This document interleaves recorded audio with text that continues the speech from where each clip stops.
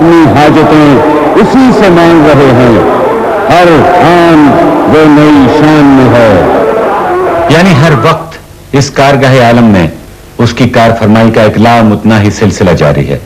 किसी को मार रहा है और किसी को जला रहा है, किसी को उठा रहा है और किसी को गिरा रहा है, किसी को शफा दे रहा है और किसी को बीमारी में मुब्तला कर रहा है, किसी डूबते को बचा रहा है और किसी तैरते को डुबो रहा है। बेशुमार मखलूकात को तरह तरह से रिस्क दे रहा है। बेहदो हिसाब चीजें नई से नई मजा और शक्ल और औसाफ के साथ पैदा कर रहा है। उसकी दुनिया कभी एक हाल पर नहीं रहती, हर लम्हा उसके हालात बदलते रहते हैं और उसका खालिक हर बार उसे एक नई सूरत से तरतीब देता है जो पिछली तमाम सूरतों से मुख्तलिफ होती है। हमारी जमीन फजा में एक हकीर सा कुर्रा है। करोड़ों कुर्रे हमारी जमीन से लाखों गुना फजा में चक्कर काट रहे हैं। ये फर्ज करना कि उन कुर्रों में जिंदगी नहीं गलत है। ये जमीन उन कुर्रों के मुकाबले में एक खिलौना है। सिर्फ मुश्तरी हमारी जमीन से 12 गुना बड़ा है। तो क्या ये तमाम दुनियाएं सिर्फ जीनत के लिए बनाई गई? ये महज खेल के लिए पैदा की गई? कोई और मकसद ना था? जरूर था, लेकिन अभी हमारा इल्म बहुत नाकिस है। इन दुनियाओं के राज दरियाफ्त करने के लिए अभी कई हजार सदियां और सर्फ होंगी, तब कहीं मालूम होगा। वीगा सितारे की जो रोशनी आज हम तक पहुंच रही है वो 100 साल पहले की है। अगर हम इस सितारे में चले जाएं तो हमको जमीन पर मौजूद नस्ल का कोई आदमी नजर नहीं आएगा, बल्कि गुज़िश्ता नस्ल के इंसान नजर आएंगे। बाद सितारे इससे भी दूर हैं। कहकशां का करीब तरीन सितारा 10 लाख साल नूरी और बईद तरीन सितारा 15 करोड़ साल नूरी की मुसाफत पर वाक़ है। अगर हम उस सितारे पर जा पहुंचे तो हमें तख्लीक आदम के पहले के वाक़यात नजर आएंगे। हमने आसमानों और जमीन को और जो कुछ उनके दरमियान है महज तमाशे की खातिर पैदा नहीं किया। गौर फरमाइए कि आसमानों में किस कदर महीब दुनियाएं किस तरह तवाज़ुन से चक्कर काट रही हैं। कितने बड़े बड़े कुर्रे लाखों मील फी घंटा की रफ्तार से महव परवाज हैं। जब हम इन दुनियाओं पर छिछलती से निगाह डालते हैं तो अपनी बेमिकदार सी हस्ती का जबरदस्त एहसास पैदा होता है और हैरत होती है कि इस खाली के अर्ज़ो समा को क्या जरूरत पड़ी थी कि इंसानी हिदायत के लिए इस कदर पैगंबर और इस कदर रहनुमा और रहबर भेजता रहा। इधर इंसान को देखो कि इन दुनियाओं के मुकाबले में उसकी हस्ती एक हकीर कीड़े से ज्यादा नहीं। नाफरमानी में बदअमली में चोटी तक डूबा हुआ है और फिर भी खुदा का प्यारा और लाडला होने का घुमंड है। दर बदर मांगता फिरता है लेकिन जन्नत के ठेकेदार होने का पिंडार है।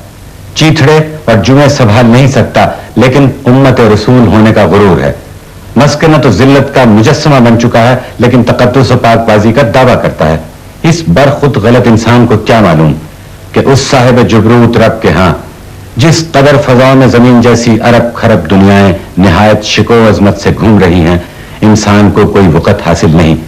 भला इस हेच मेरस कीड़े की इन लर्जा अंगेज कुर्रों के सामने हस्ती ही क्या है? तो फिर ये नशा क्यों, ये गुरूर व पिंडार कैसा? जमीन व आसमान इलाही किब्रिया और जबरूत की दास्तानें सुना रहे हैं। वो रब गालिब बुलंद बरतर और साहिब हिकमत है। जमीन में इर्तकाए आफरीनश पर लाखों सदियां सर्फ हुई। एक वो वक्त भी था कि कायनात अक्ल से महरूम थी। इंसान की तख्लीक ने इस कमी को पूरा किया। दूसरे लफ्जों में इंसान की इजाद गुज़िश्ता तारीख तख्लीक का आखिरी और अकमल बाब था। अभी ऐसे दिमाग आएंगे और उनके दिमाग किस कदर बुलंद हो गए कोई नहीं बता सकता। बर्नार्ड शॉ कहता है कि कई लाख साल बाद इंसानी अक्ल इर्तका की उस मंजिल तक जा पहुंचेगी कि तैयारों और मोटरों से 1000 गुना ज्यादा तेज सवारियां इजाद हो चुकी होंगी।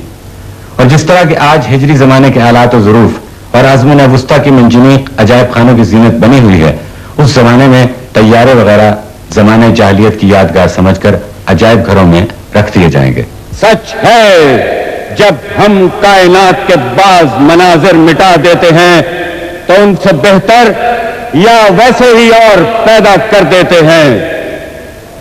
पानी में चंद मादने महलूला मौजूद होती हैं, मसलन चूना, लोहा, सलीका वगैरह। गूंद बनकर इन पत्थरों को जोड़ देती हैं और इस तरह समुद्र में कई सौ मील लंबी और कई हजार फुट ऊंची चट्टानें तैयार हो जाती हैं।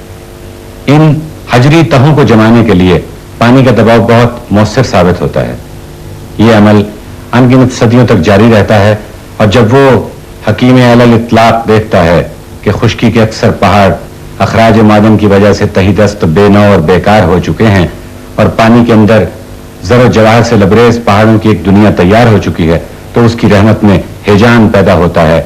وہ زمین کو یوں جھنجھوڑتا ہے کہ بلندیاں پست اور پستیاں بلند ہو جاتی ہیں. پانی ادھر ادھر بہہ نکلتا ہے اور نیچے سے نوجوان پہاڑ ذخائن و خزائن کی دنیا ہمراہ لیے باہر آ جاتے ہیں. مجھے سمندر کی حیثیت یوں نظر آتی ہے کہ یہ ایک مرغی ہے جو انڈوں پر بیٹھی ہوئی ہے. جب بچے تیار ہو جائیں گے تو مرغی اوپر سے اٹھ جائے گی اور بچے باہر آ جائیں گے. وہ حکیم مطلق کوئی کام بلا ضرورت نہیں کرتا. جب تک کہ موجودہ پہاڑوں میں معدن کے ذخائر موجود ہیں ایسا شدید زلزلہ کبھی نہیں آئے گا، اور جب موجودہ پہاڑوں کی دولت ختم ہو جائے گی تو نسل انسانی کی خاطر نئے پہاڑ باہر آ جائیں گے. سچ ہے جس زمین پر آج ہم چل رہے ہیں یہ کسی وقت سمندر کے نیچے تھے، اور میری نگاہ مستقبل کی تاریکیوں میں وہ زمانہ بھی دیکھ رہی ہے جب یہ زمین پھر سمندر کے نیچے چلی جائے گی. خالق فطرت کا ہر عمل ایک عظیم الشان حکمت کا حامل ہے. یہ دنیا کیا ہے؟ ایک پرعظمت کیمیا خانہ. پہاڑ بن اور بگڑ رہے ہیں، ہوائیں چل رہی ہیں، صحرا تپ رہے ہیں، اور کائنات کا وہ کیمیاگر اس محمل میں بیٹھ کر نئے تجربے کر رہا ہے. رنگا رنگ پھول، میوے اور پودے بنا رہا ہے. اس کارگاہ جلیل کے ہیبت انگیز تنوع پر غور کیجئے اور انصافاً فرمائیے کہ اس ضیاء بے چوں کی حیرت انگیز تخلیق و تکوین کا اندازہ کون لگا سکتا ہے؟ اے رب، تو ہی بتا کہ ہم اس حیرت و حیبت کا کیا علاج کریں جو تیرے اس مہیب کارخانے پر ایک چھچھلتی سی نگاہ ڈالنے کے بعد ہمارے قلوب پر طاری ہو جاتی ہے. اس حیثیت کو بے شمار سجدے اور لاتعداد نمازیں اور انگنت تسبیحیں کم نہیں کر سکتی. یہ ایک کیف انگیز اضطراب ہے، روح افزا بے چینی ہے. ہاں، تجھے دیکھنے کا ایک ناقابل تسخیر ہیجان ہے. تیری روشنی مجھے ٹمٹماتے ہوئے ستاروں میں نظر آتی ہے. تیری ایک نیم اریاں سی جھلک مسکراتے ہوئے پھول میں دیکھی. تیری عظمت بلند پہاڑوں سے ترانے گاتی ہوئی اتر رہی ہے. میں گھبرا رہا ہوں، پسینہ چھوٹ رہا ہے، نفس تیز ہو رہی ہے اور سینے میں تجھ سے لپٹ جانے کی بے پناہ تمنائیں کروٹ لے رہی ہیں. اے میرے حسین آقا، اب سمجھا کہ موسیٰ علیہ السلام کیوں بے ہوش ہوئے تھے جب مجھ جیسا بے بصیرت انسان کوہساروں کو دیکھ کر تیرے جلال و شکوہ کے تصور سے تھرا اٹھتا ہے تو موسیٰ جیسا رازدان قدس طور سینہ کے دامن میں تیری لرزہ فگن سطوت کو دیکھ کر کیوں مت ہوش نہ ہوتا.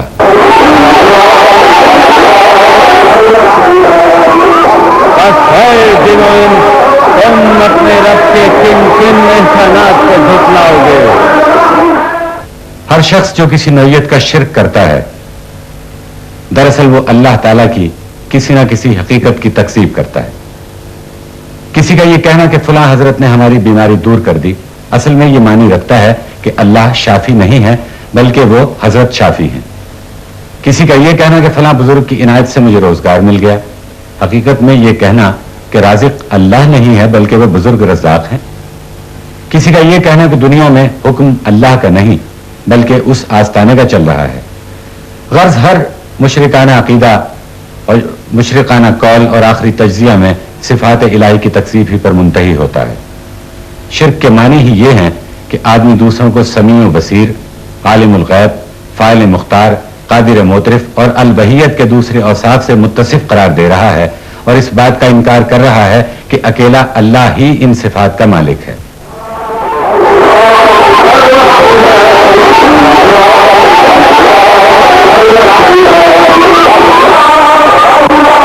اے زمین کے بوجھو، ان قریب ہم تم سے باز پرس کرنے کے لیے فارغ ہوئے جاتے ہیں. کوئی دیکھ لیں گے تم اپنے پروردگار کے کن کن احسانات کو جھٹلاتے ہو. خطاب ان انسانوں اور جنوں سے ہوتا چلا آ رہا ہے جو اپنے رب کی اطاعت و بندگی سے منحرف ہیں. گویا خالق اپنی مخلوق کے ان دو نالائق گروہوں سے فرما رہا ہے کہ اے وہ لوگوں جو میری زمین پر بھار بنے ہوئے ہو، ان قریب میں تمہاری خبر لینے کے لیے فارغ ہوا جاتا ہوں. اس کا یہ مطلب نہیں کہ اس وقت اللہ تعالیٰ ایسا مشغول ہے کہ اسے نافرمانوں سے باز پرس کرنے کی فرصت نہیں ملتی، بلکہ اس کا مطلب دراصل یہ ہے کہ اللہ تعالیٰ نے ایک خاص اوقات نامہ مقرر کر رکھا ہے۔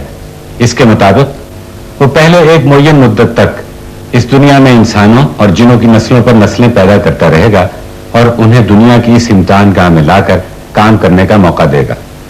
پھر ایک مخصوص ساعت میں امتحان کا یہ سلسلہ یک لخت بند کر دیا جائے گا اور تمام جن و انس جو اس وقت موجود ہوں گے بیک وقت ہلاک کر دیے جائیں گے۔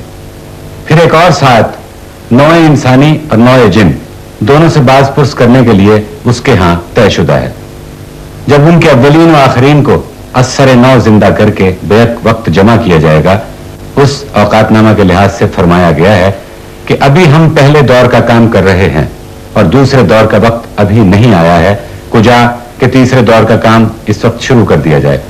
مگر تم گھبراؤ نہیں، ان قریب وہ وقت آیا چاہتا ہے جب ہم تمہاری خبر لینے کے لیے فارغ ہو جائیں گے۔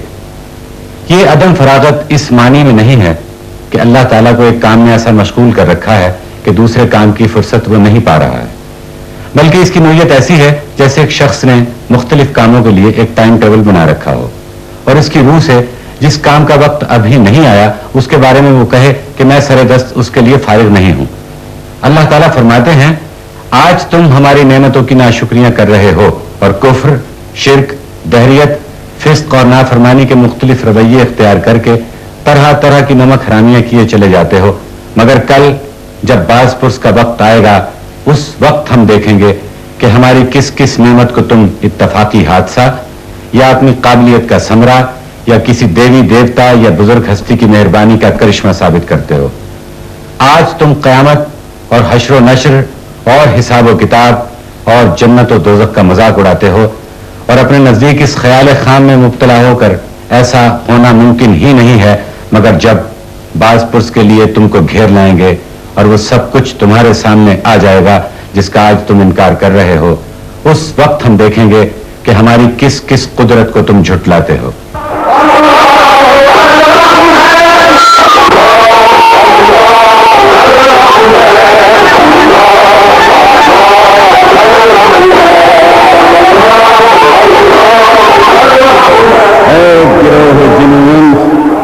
اگر تم زمین اور آسمانوں کی سرحدوں سے نکل کر بھاگ سکتے ہو تو بھاگ دیکھو، نہیں بھاگ سکتے